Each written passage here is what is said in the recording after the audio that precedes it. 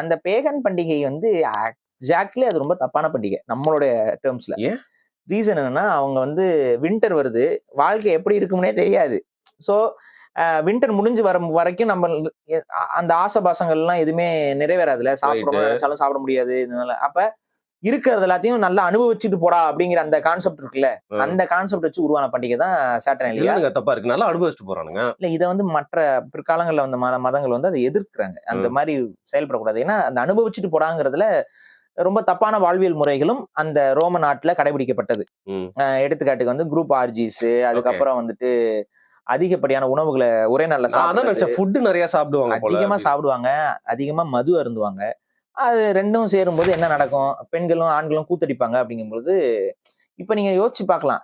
அந்த சாட்டர்டேலியாவுடைய ஒரு விஷயம் தான் ஹாப்பி ஸ்ட்ரீட்டா அப்படின்னு சொல்லிக்கலாம். ஹாப்பி ஸ்ட்ரீட் அதுதான். இந்த மிஸ்ல்டோக்கு கீழ இருந்து முத்தம் கொடுக்கறதுன்னு ஒரு கல்ச்சர் இருக்குல்ல.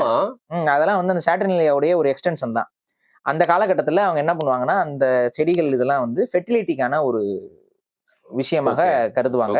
வீரியம் கொடுக்கும். அதாவது ஃபெர்டிலிட்டி. அது வந்து அன்னைக்கு அந்த குழந்தை பெற்றுக்கொள்வதுங்கிறது, இந்த குழந்தை பெற்றுக்கிறது, இந்த செக்ஸுவல் இதுல ஈடுபடும்.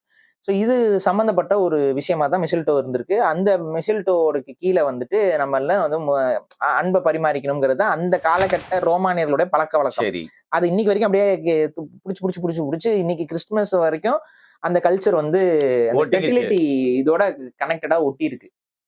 சரிங்க, இந்த மாதிரி ஒரு ஆபாசமா இன்னொன்னு, இந்த பண்டிகை கிறிஸ்டியானிட்டி டெவலப் ஆகிற காலகட்டத்துல கொண்டாடிட்டு தானே இருக்காங்க ரோமானியர்கள். கிறிஸ்துவ பாதிரியார்கள்லாம் எதிர்த்த பண்டிகையும் கூடாது.